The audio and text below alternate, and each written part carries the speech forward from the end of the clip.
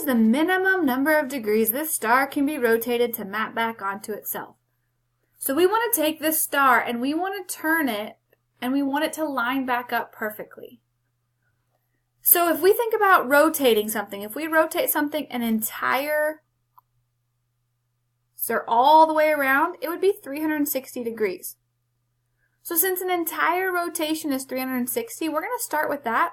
And we're going to divide it by how many sides or how many points this has. This star has 5 points, so we're going to divide it by 5. So we're going to take our total rotation, 360, and divide it by 5. And that tells us that every 72 degrees, this is going to map back onto itself. So if you rotate it 72, it would work, 72 more, so on and so on. So every multiple of 72 would map it onto itself. So 144, 216, 288, and 360. So you could rotate it any of these amounts to get it to line back up, but it says what is the minimum? So the minimum would be 72 degrees.